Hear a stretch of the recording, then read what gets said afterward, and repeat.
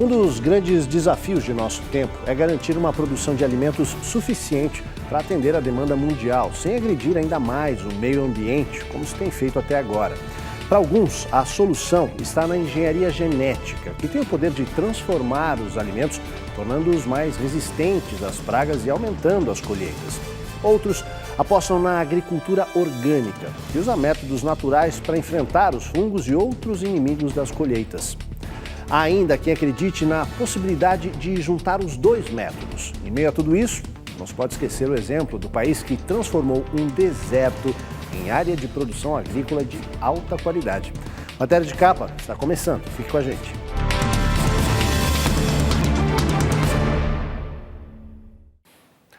A cada ano, mais de 200 estudos são publicados em revistas científicas internacionais comprovando a relação entre o câncer e os pesticidas.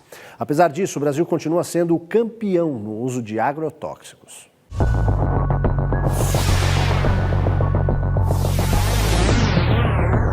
Especialistas de 11 países reunidos na sede da Agência Internacional de Pesquisa em Câncer, em Paris, divulgaram um estudo alertando para os riscos no uso de 5 agrotóxicos suspeitos de serem cancerígenos.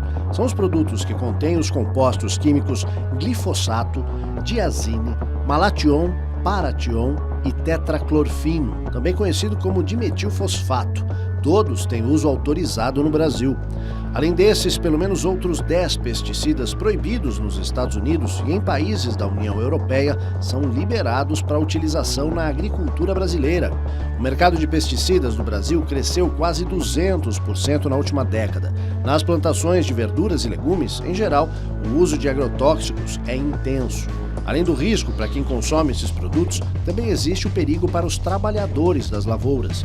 Em áreas rurais, onde é comum o uso de pesticidas, os casos de câncer de pele, fígado, pulmões e outros são quase epidêmicos. Também são comuns problemas como impotência, aborto, desregulação hormonal e deficiências no sistema imunológico e nervoso central.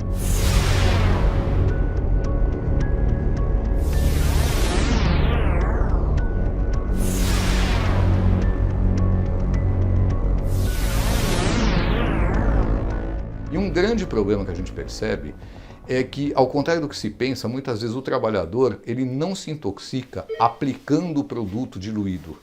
Ele se intoxica quando ele vai fazer a diluição, quando ele vai mexer com o produto concentrado.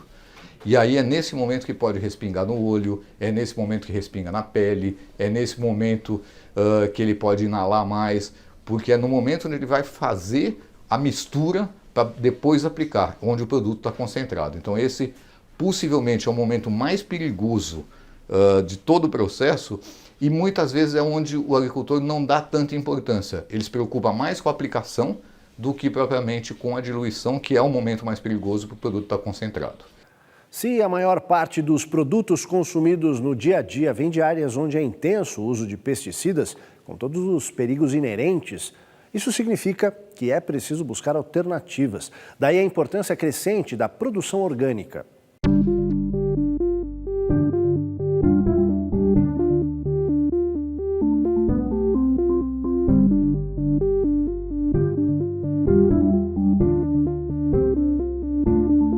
A agricultura orgânica vai além das restrições ao uso de agrotóxicos e se baseia principalmente na integração com o meio ambiente.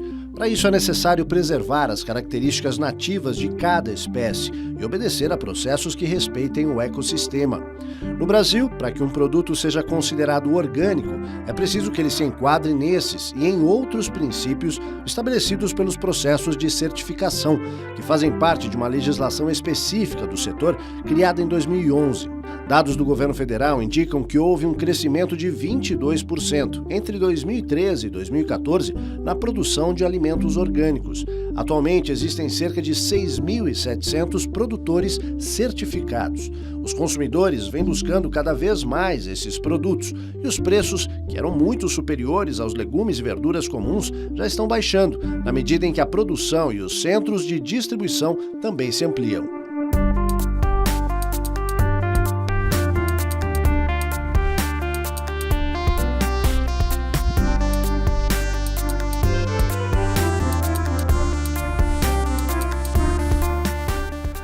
Uma revolução na maneira de pensar as cidades. Foi isso que fez um grupo de empreendedores que desenvolveu uma fazenda urbana de orgânicos, inaugurada em Berlim, na Alemanha.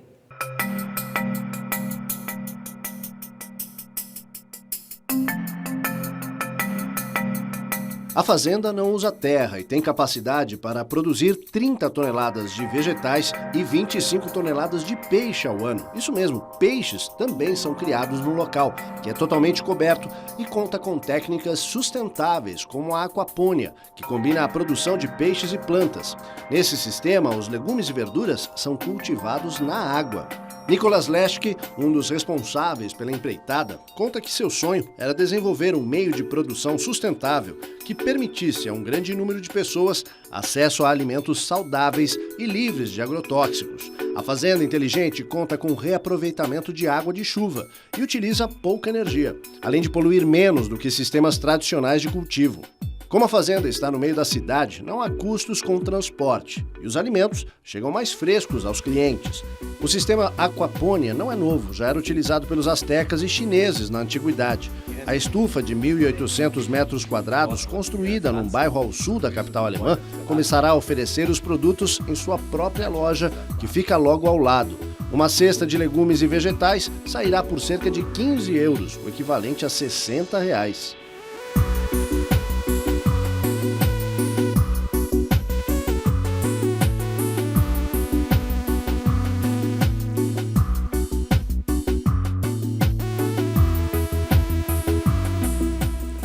A França, o maior produtor agrícola da União Europeia, tem planos para reduzir à metade o uso dos pesticidas nos próximos 10 anos.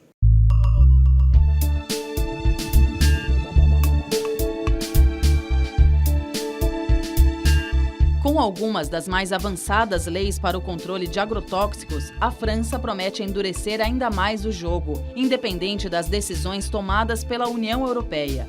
Em todas as plantações do país, das vinícolas onde se produzem alguns dos melhores vinhos do mundo, às pastagens para o gado, autoridades locais sabem exatamente qual tipo de pesticida é utilizado pelos produtores.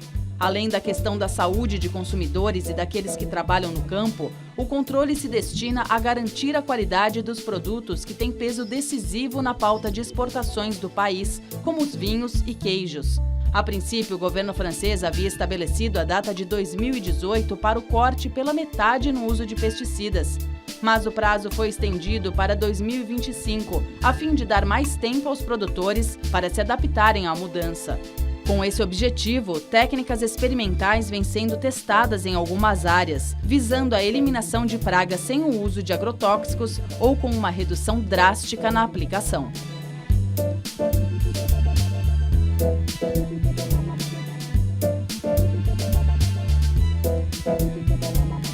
Quando a gente fala de alimentos, de resíduo em alimento, é muito importante a gente lembrar o seguinte: existe uma coisa chamada limite máximo de resíduo.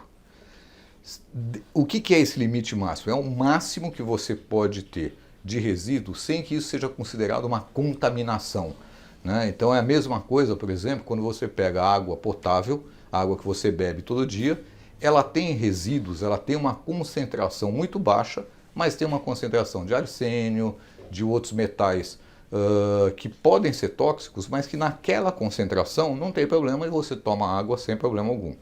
Então isso acontece também com alimento, né? Naquela concentração você não tem nenhum tipo de problema de consumir o alimento.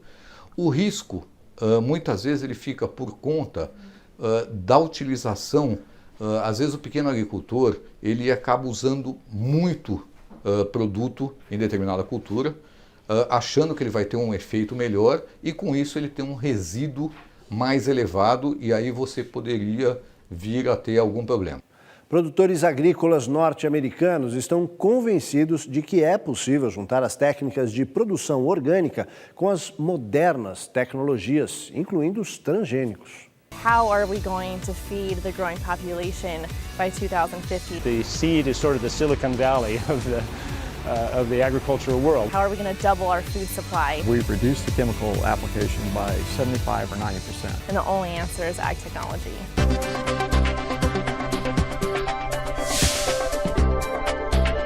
As experiências mostram que a tecnologia pode tornar as plantações mais resistentes às doenças. Novos equipamentos permitem aproveitar o melhor da colheita. Algumas variedades de arroz podem suportar a estiagem e as inundações. Diante das evidências, produtores concordam que é preciso aproveitar todas as técnicas disponíveis para garantir o aumento na produção e o atendimento à crescente demanda. Esse casal representa as duas tendências atuais na agricultura dos Estados Unidos. Ela é especialista em tecnologia e defende os alimentos geneticamente modificados. Ele é produtor orgânico. Embora a legislação federal nos Estados Unidos proíba o uso de transgênicos na agricultura orgânica, Raul diz que muita gente nem sabe exatamente o que é engenharia genética. Pamela observa que, para muitas pessoas, trata-se apenas de uma tecnologia estrangeira e muitos nem se dão conta da importância de se criar novas variedades de sementes. Num rápido resumo, os genes de uma planta são transplantados para outra, a fim de criar uma determinada característica. Por exemplo, um pêssego mais resistente pode ser geneticamente misturado a outro, que cresce em maiores quantidades. O resultado é um outro pêssego, também resistente a pragas, que vai se multiplicar nas plantações. Na engenharia genética, os genes podem ser transferidos até entre espécies diferentes. Por exemplo, o arroz dourado, que contém beta-caroteno, tirado da flor dafodius, uma fonte de vitamina A que ajuda no combate à cegueira, especialmente em crianças. Nos países em desenvolvimento, 500 mil crianças perdem a visão a cada ano por causa da deficiência dessa vitamina. Com a engenharia genética, os cientistas podem criar sementes que combatem doenças, eliminam pragas e permitem melhores colheitas. Atualmente já existem variedades de algodão e milho que são altamente resistentes a pragas, porque foram geneticamente modificadas. Considerando que a população mundial aumenta num ritmo superior à oferta de alimentos, faz todo sentido recorrer a novas tecnologias para ampliar a produção sem agredir o meio ambiente.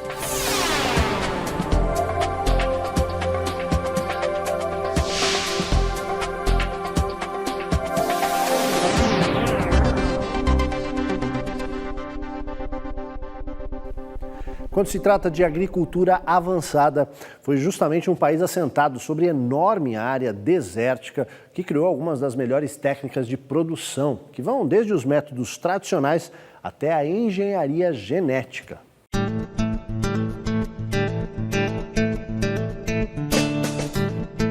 Qualidade dos produtos no campo ou em estufas. Sementes geneticamente modificadas para garantir alta produção de frutas e vegetais. Abelhas criadas não para produzir mel, mas que são vendidas para uso específico na agricultura.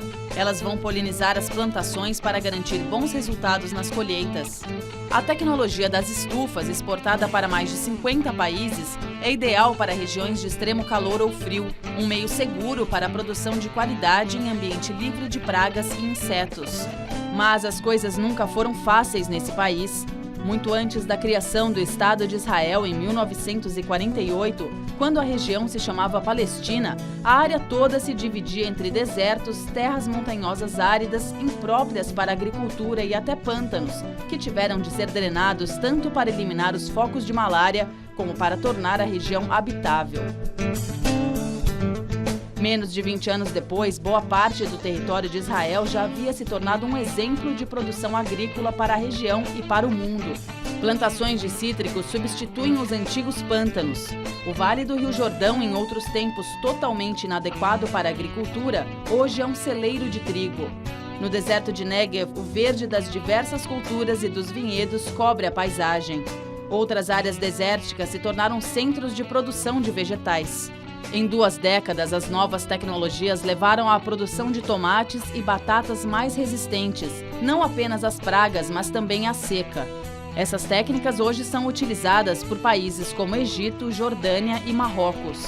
Em meio a todas as inovações, também existe espaço para os produtos orgânicos. E uma das armas contra as pragas são os insetos geneticamente modificados. Nesses laboratórios são produzidos predadores inimigos das pestes.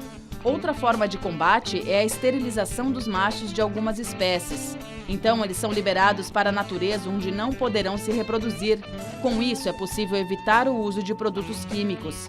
Para a produção de tomates em estufas, a polinização fica a cargo de abelhas criadas especificamente para essa finalidade. O resultado é uma produção de alta qualidade e livre de agrotóxicos.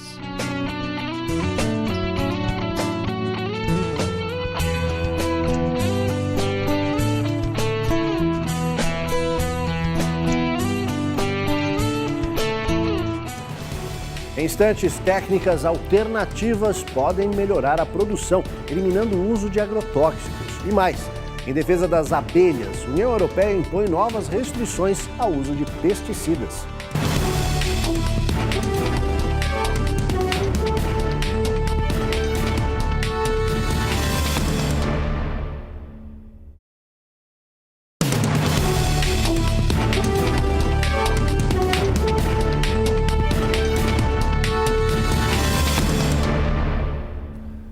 Diante do crescente desaparecimento das abelhas em todo o planeta, a União Europeia decidiu proibir o uso de pesticidas à base de neonicotinoides, muito usados nas plantações de milho e girassol.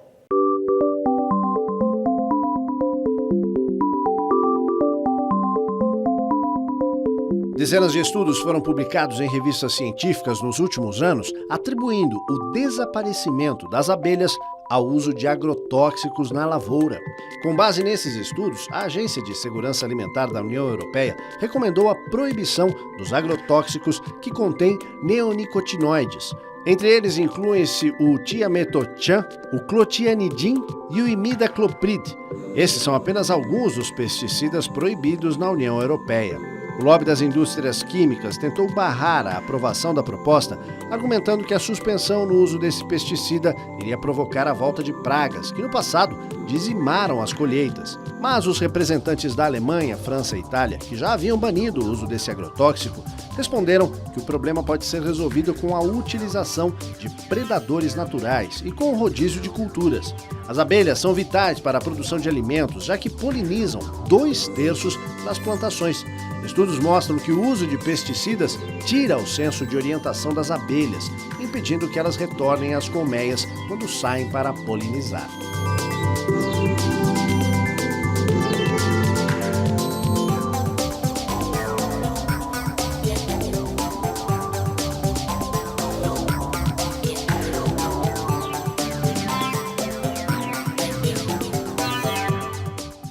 Nos Estados Unidos, a cada ano, milhares de produtos agrícolas ou que têm origem na agricultura passam por testes para a detecção de resíduos de agrotóxicos.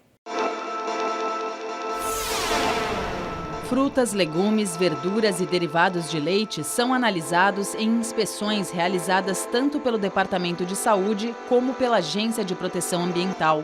Atualmente, 141 produtos químicos utilizados na composição de pesticidas estão proibidos ou têm uso restrito nos Estados Unidos. Um dos produtos mais utilizados no mundo, o glifosato, escapava desse controle, mas agora deverá ser incluído nos testes depois que foi apontado como suposto cancerígeno pela Organização Mundial de Saúde. Entre outras, o glifosato é usado nas plantações de milho e soja.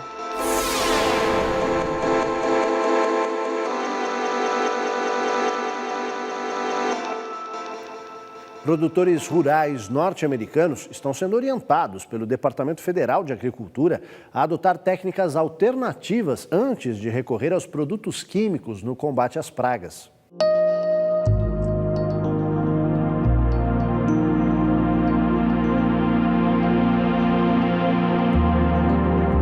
Entre as primeiras recomendações das autoridades sanitárias norte-americanas, inclui-se a escolha de variedades mais resistentes e a criação de um ambiente favorável à proliferação de inimigos naturais das pragas.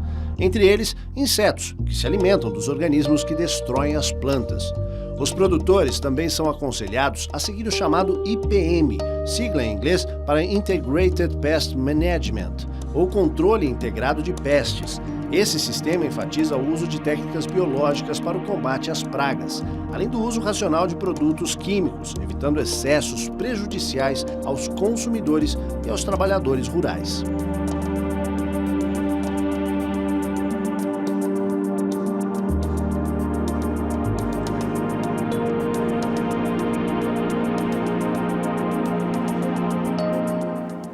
Uma única família norte-americana produz 3 toneladas de alimentos orgânicos por ano no próprio quintal, em meio a uma região urbana próxima a Los Angeles, na Califórnia.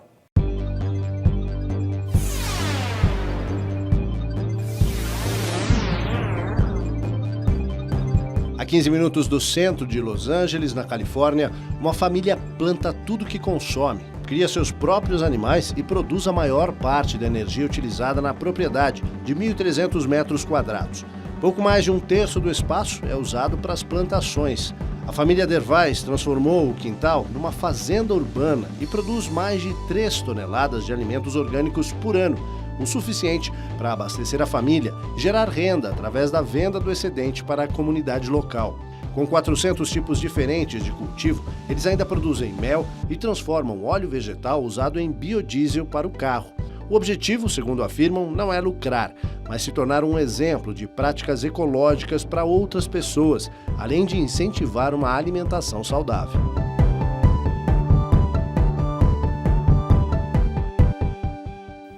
A ideia de cultivar o próprio alimento e se aproximar dos processos de produção tem atraído cada vez mais pessoas, e são muitas as iniciativas em todo o mundo.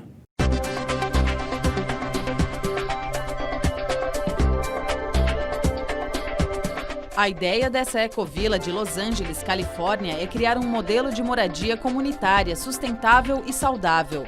A fundadora do local, Lois Arkin, diz que qualquer morador pode cuidar da horta ou da criação de galinhas. Ela também conta que uma vez por semana todos se reúnem para jantar, o que garante relações pessoais mais agradáveis e próximas. Na casa também funciona uma oficina gratuita de artes para crianças e adolescentes.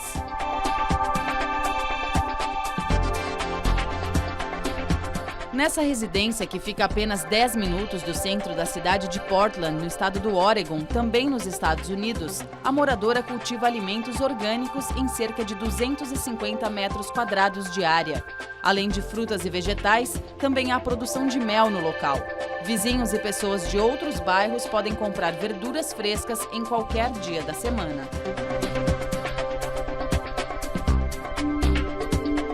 Em Tóquio, uma iniciativa diferente está transformando coberturas de estações de metrô em fazendas urbanas. Além da produção livre de pesticidas, o projeto pretende estimular o aproveitamento inteligente dos espaços públicos. No sistema japonês, qualquer pessoa pode se habilitar a cultivar esses espaços desde que mostre habilidade suficiente.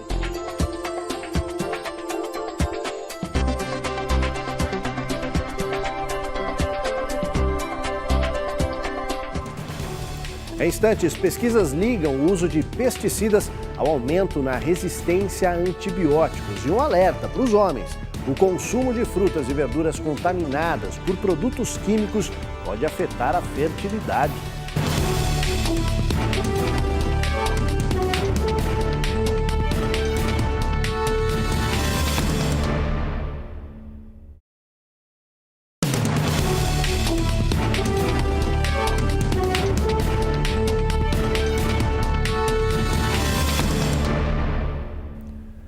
Existe alguma relação entre o uso de herbicidas e os antibióticos?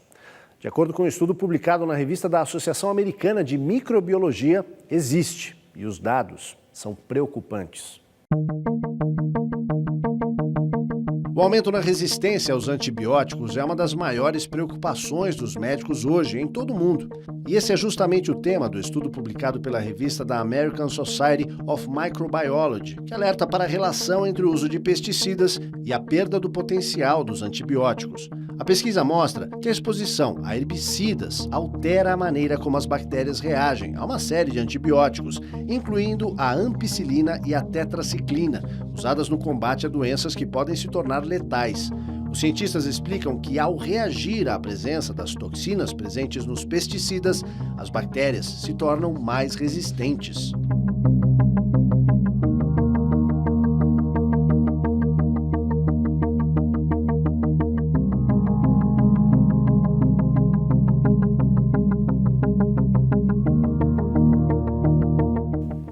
O consumo de frutas e vegetais contaminados com produtos químicos pode reduzir a fertilidade nos homens.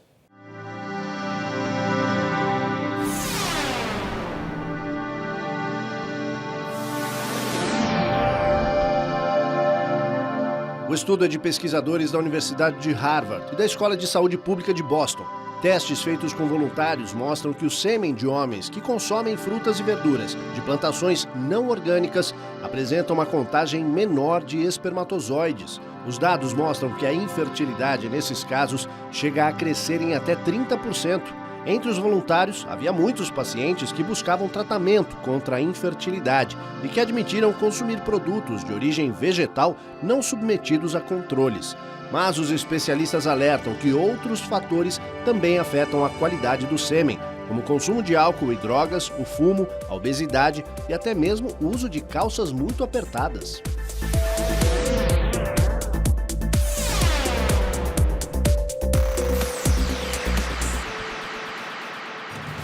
Olha, quem pensa que produtos transgênicos são coisas de multinacionais, tem que lembrar que pesquisadores brasileiros também estão empenhados nessa luta para produzir alimentos mais resistentes a pragas, além de colheitas maiores.